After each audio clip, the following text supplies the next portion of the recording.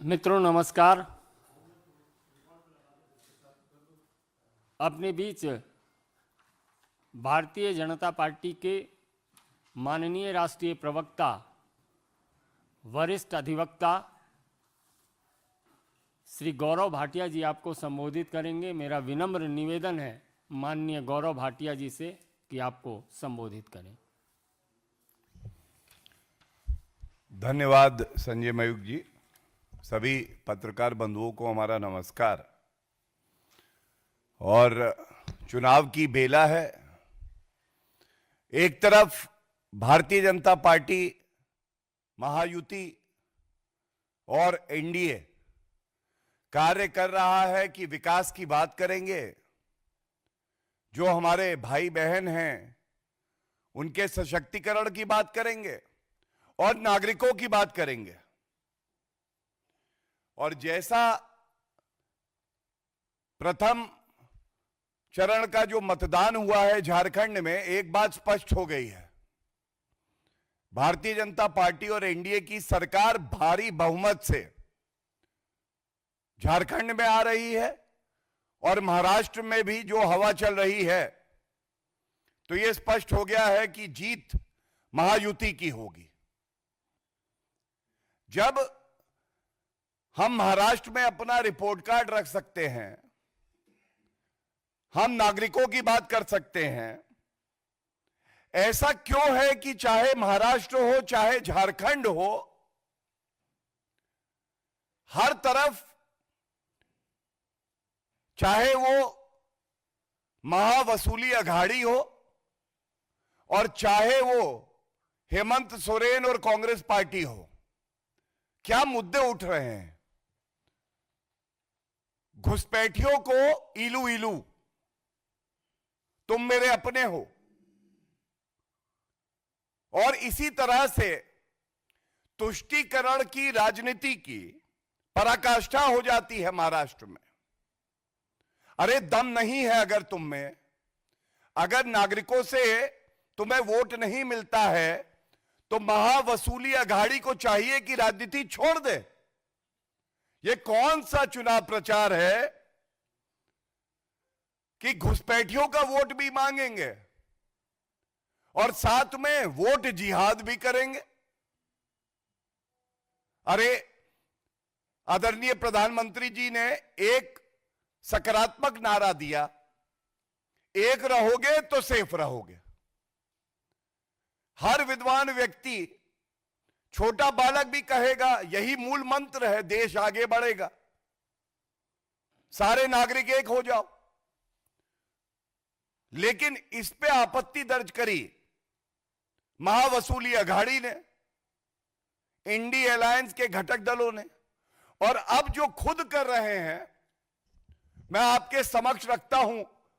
सबसे पहले तुष्टीकरण की और वोट जिहाद की ये जो राजनीति है, इसको खत्म होना होगा और जनता ही खत्म करेगी। मेरे हाथ में देखिए एक खबर है, all India Muslim personal law board और मौलाना सज्जाद नोमानी ये कहते हैं महाराष्ट्र 2024 के विधानसभा चुनाव का असर न सिर्फ राज्य के भविष्य पर बल्कि पूरे देश के भविष्य पर पड़ने वाला है। हमने वहां महाविकास अघाड़ी की 269 सीटों पर समर्थन का फैसला किया है। महाविकास अघाड़ी के अलावा हमने कुछ सीटों पर दूसरी पार्टी के लोगों का समर्थन देने का भी फैसला किया है। All India Muslim personal law board, Sajjad Nomani, जब यह फैसला धर्म को देख के मुसलमानों को अपील करके करते हैं, तो इसी को वोट जिहाद कहा जाता है। और इसी को कहा जाता है कि पहले बांटो। बांटने का काम कर रही है उद्धव ठाकरे की पार्टी, शरद पवार की पार्टी और कांग्रेस पार्टी और जेएमएम। और जब बांट दो तो काटने का काम करवाएंगे घुसपैठियों से। इसी तरह से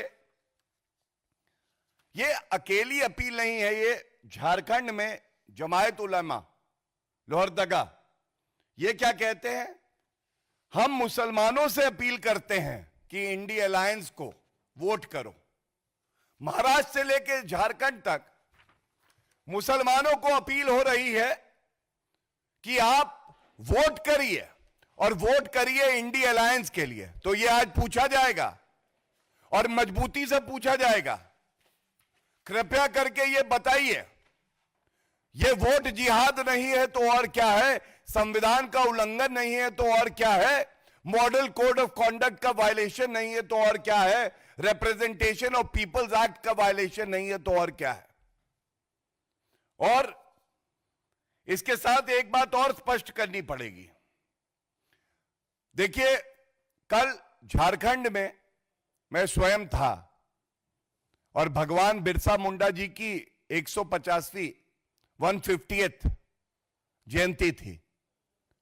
क्या सीख थी भगवान बिरसा मुंडा की? कि अपनी माटी के लिए हम प्राण न्यौछावर कर देंगे।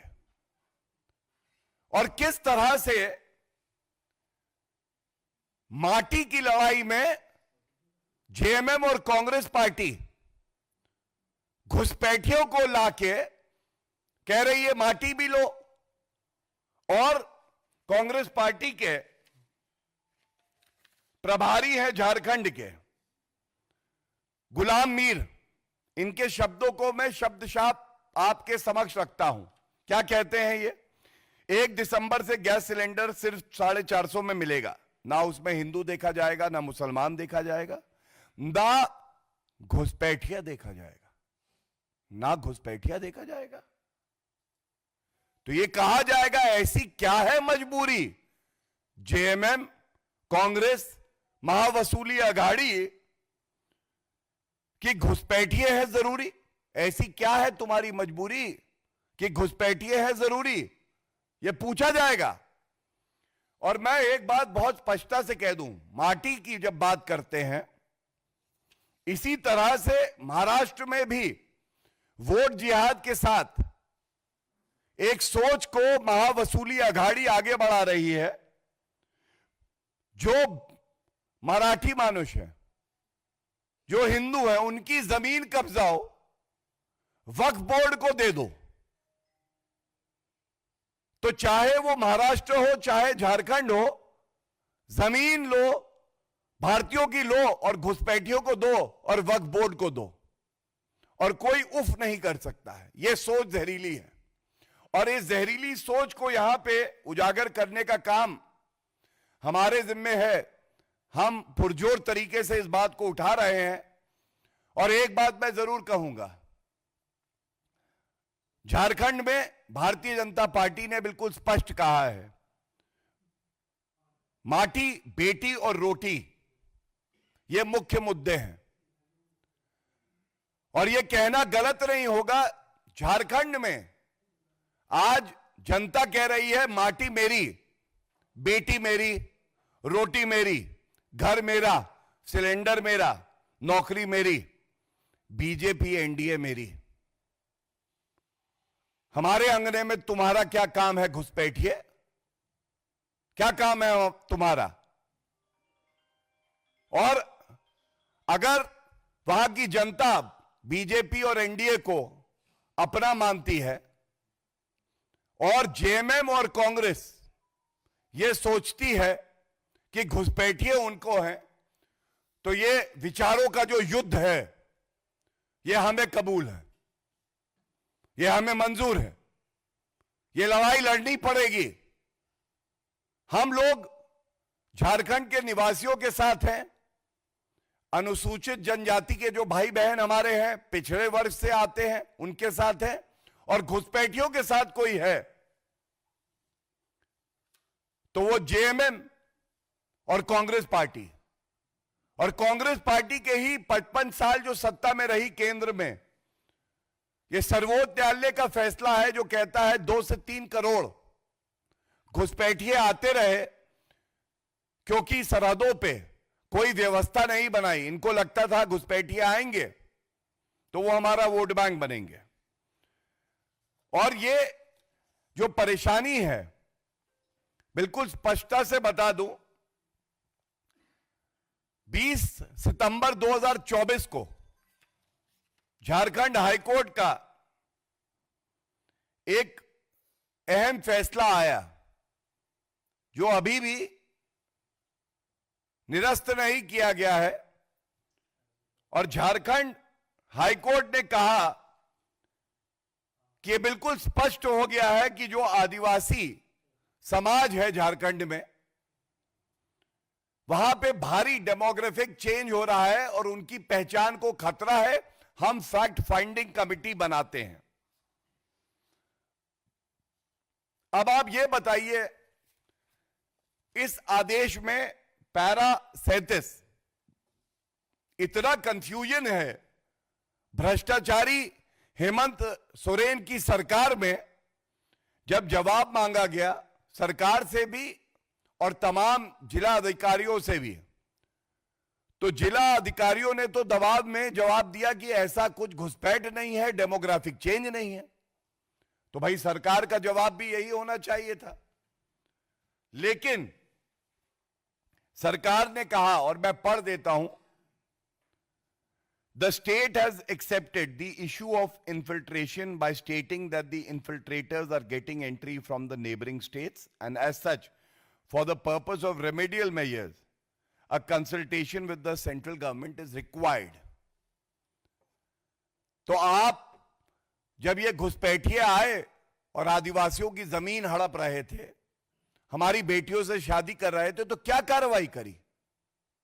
और आप कह रहे कंसल्टेशन चाहिए।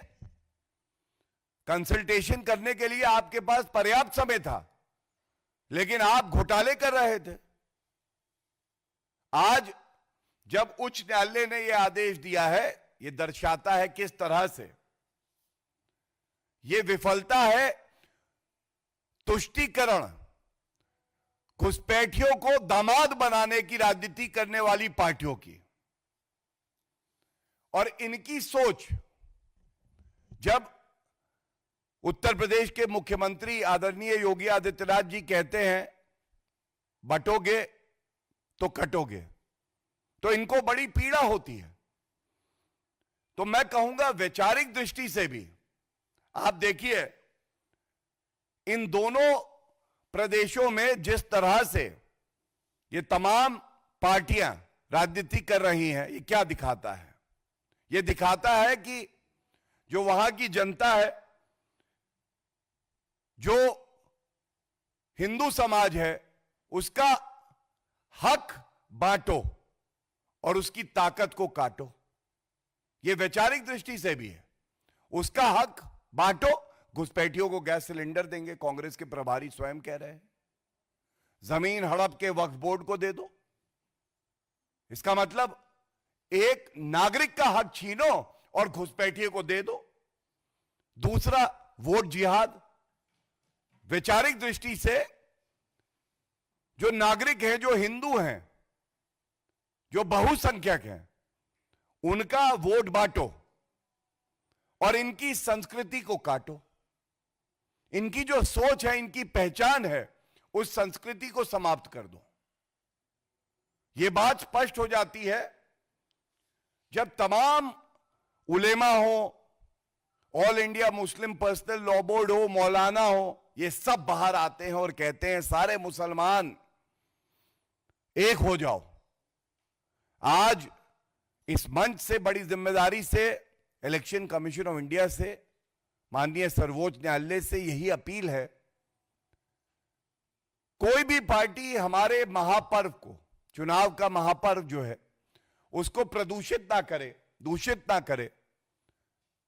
स्वयं संज्ञान लेके इनके खिलाफ सख्त से सख्त कार्रवाई होनी चाहिए। An appeal made on the basis of religion amounts to corrupt practice, and it cannot be tolerated in a democracy like ours, where elections have to be as pure as Mother Ganges. And therefore, it's a very worrisome trend that we have seen, that for the lust of power, the Congress Sharad Pawar ji and Uddhav Thackeray all are ready to appease and adopt and say I love you to the infiltrators, to the illegal immigrants, because it doesn't matter to them that these illegal immigrants can be a threat to national security. One, two, they will claim the resources that belong to the residents of our country, Maharashtra and Jharkhand particularly, and plus they bring about a demographic change which will jeopardize the culture of these states and our country. So 3 points I've mentioned. But Rahul Gandhi is silent. Mallikarjun Kharge ji is silent. Sharad Pawar will not utter a word. Uddhav Thackeray is not speaking. Hemant Soren says, infiltrators are my brothers and sisters. और इसी बात पे मैं आपको एक news दिखाता हूं, बड़े ही प्रतिष्ठित अखबार की है, जिसमें लिखा है कि घुसपैठिए मुसलमान थे, लेकिन लोकल एडमिनिस्ट्रेशन के साथ के बाद उनके नाम बदल के उनको हिंदू लड़कियों का नाम दे दिया गया। मुसलमान घुसपैठिए आए, हिंदू नाम देके, और अवैध जो कार्य हैं वो किए जा रहे हैं। यह भी चिंताजनक है। इस पे कार्रवाई करने की जिम्मेदारी संविधान के तहत हेमंत सोरेन सरकार की थी। और इसके साथ मैं एक उदाहरण दूंगा डेमोग्राफिक चेंज का। साहिबगंज की आबादी जो है 1961 में 4,14,000 थी और मुस्लिम आबादी वॉज 20%, 20%। अब साहिबगंज की कुल आबादी 11.5 लाख है, जिसमें मुस्लिम आबादी 4 लाख पहुंच गई है, 35%। तो जो 20% थे वो 35% है, 15% बढ़े हैं। इसी तरह से पाकुड़ जिले के भी हैं, संथाल के भी हैं, परगना इलाके में भी ये जो घुसपैठिए आ रहे हैं, ये शातिर दिमाग वाले राष्ट्र की सुरक्षा के लिए खतरा है और हमारे जो जनजातीय समाज के लोग हैं उनके लिए खतरा है। लेकिन इनको शरण कौन दे रहा है? इनसे ईलू ईलू कौन कर रहा है? ये जेएमएम, ये कांग्रेस पार्टी। इन पार्टियों में इतनी नैतिकता नहीं बची है कि वो एक शब्द घुसपैठियों के मुद्दे पे बोल पाएं, और इसीलिए कहते हैं अभी दूसरे चरण का चुनाव मतदान बाकी है, झारखंड में इनका सुपड़ा साफ हो जाएगा। और ये चुनाव मैं बिल्कुल स्पष्टता से कह रहा हूं, जो झारखंड निवासी हैं बनाम जो घुसपैठियों के समर्थक हैं, उनके बीच में होने जा रहा है। और झारखंड ने मन बना लिया है कि भारतीय जनता पार्टी और एनडीए को 2/3 बहुमत से ज्यादा झारखंड में और महाराष्ट्र में पूर्ण बहुमत की सरकार हमारी महायुति की बनेगी, यह हमें यकीन है। बहुत बहुत धन्यवाद। अगर कोई प्रश्न हो तो इन बिंदुओं पे पहले मैं लेना चाहूंगा।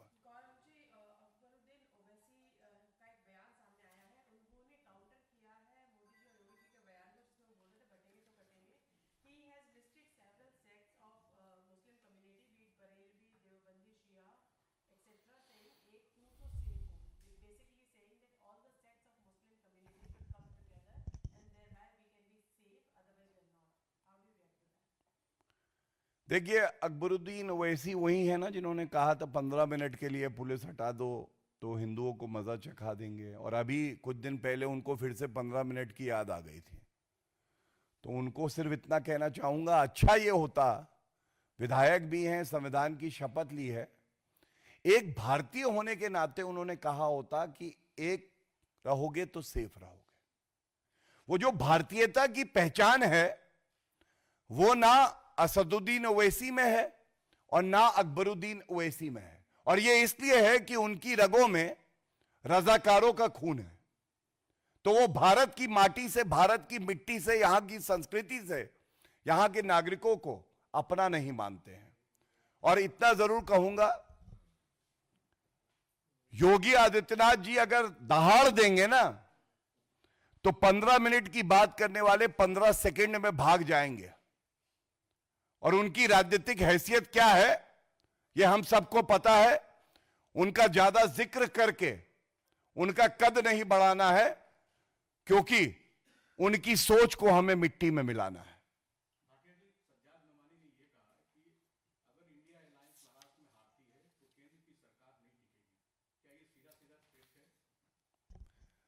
देखिए, ऐसे नोमानी, ठुमानी, कुमानी ये सब आते रहेंगे। जो उन्होंने कहा है उसकी मूल भावना को समझिए। धार्मिक आधार पे वो कह रहे हैं कि वोट करना, और जब लोकसभा के चुनाव आए थे तो आदरणीय प्रधानमंत्री नरेंद्र मोदी जी ने हैट्रिक लगाई, और क्लीन बोल्ड कोई हुआ तो वो नोमानी जैसे लोग थे, हिट विकेट कोई हुआ तो वो बालक बुद्धि राहुल गांधी था। ये सब भी एक हो जाए, इनमें इतना दमखम नहीं है कि नरेंद्र मोदी जी को हरा सके। और इस चुनाव में जब पुनः महाराष्ट्र और झारखंड में हम लोग अपनी विजय पताका को लहराएंगे, तो मैं आपसे बता रहा हूं, ये लोग फैक्ट्री की जलेबी खाएंगे।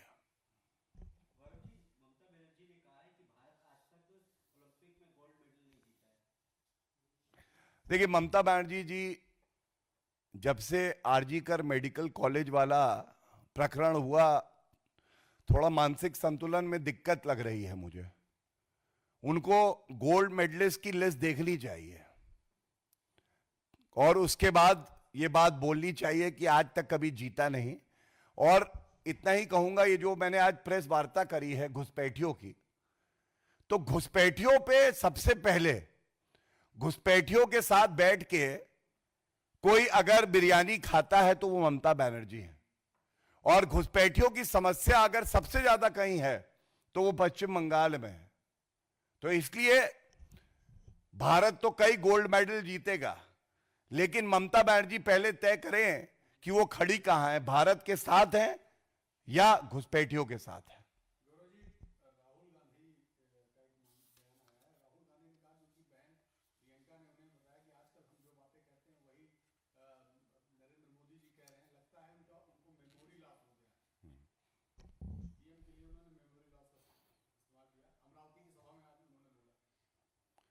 देखिए, ऐसा है कि इतने बुरे दिन किसी नागरिक के, किसी नेता के, चाहे वो किसी भी स्तर पे हो, जिला स्तर पे भी हो, नहीं आएंगे कि वो राहुल गांधी और प्रियंका गांधी वाड्रा से सीख लेगा।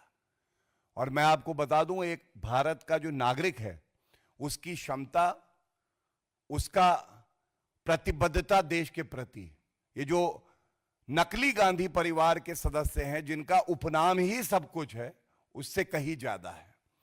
और प्रियंका गांधी वाड्रा और राहुल गांधी को मैं केवल इतना ही कहना चाहूंगा, देश की जनता ने आपके परिवार को बहुत सम्मान दिया है, आप भी भारत के संविधान को सम्मान देना सीखें। राहुल गांधी की ये जो चतुराई है, जो ढोंग है कि संविधान ऊपर लिखा है और अंदर कोरे कागज हैं, और कोरे कागज में लव लेटर लिखूंगा शरिया लॉ का मुसलमानों को, ये चलने वाला नहीं है।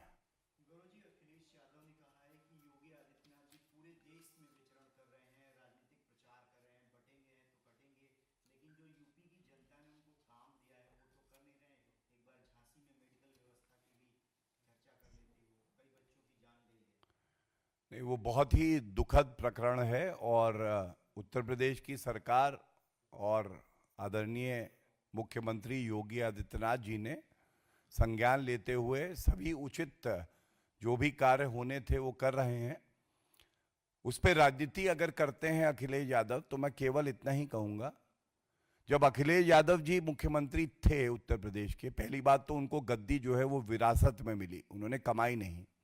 उनका रिपोर्ट कार्ड जब आया 2017 में तो वो फेल हो गए थे। और मुझे याद आता है कि लोग कहते थे 5.5 मुख्यमंत्री हैं, तो सब लोग व्याकुल होकर पूछते थे, जिज्ञासा में आधा मुख्यमंत्री कौन है? तो बताया जाता था वही अखिलेश यादव हैं, बाकी 5 जो है वो उनको दबाते थे।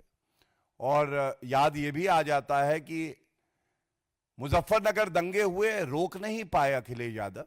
200 दंगे एक साल में होते थे और अखिलेश यादव जी अपना चार्टर विमान भेजते थे आरोपी मौलाना नजीर, क्योंकि मुसलमान थे, उनको 5 कालिदास मार बुलाने के लिए।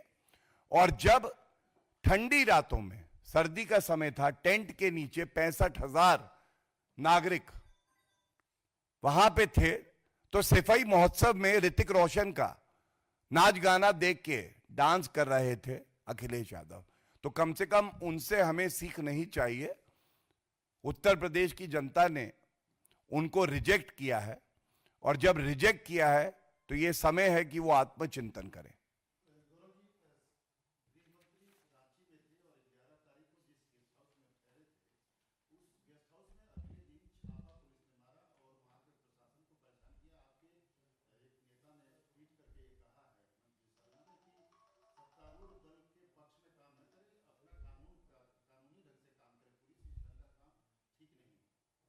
देखिए, क्योंकि आप सही कह रहे हैं, मैं खुद था झारखंड में जब विपक्षी पार्टी, केंद्र की विपक्षी पार्टियों के हिसाब से कह रहा हूं, जैसे जेएमएम है या और किसी प्रदेश में पुलिस का दुरुपयोग करती है, भाजपा के नेता हों, एनडीए के नेता हों, उनके खिलाफ एफआईआर करती है, रेड करती है, तो कोई नहीं कहता ये पॉलिटिकल वेंडेटा है, ये दुरुपयोग है पुलिस का, जांच एजेंसियों का।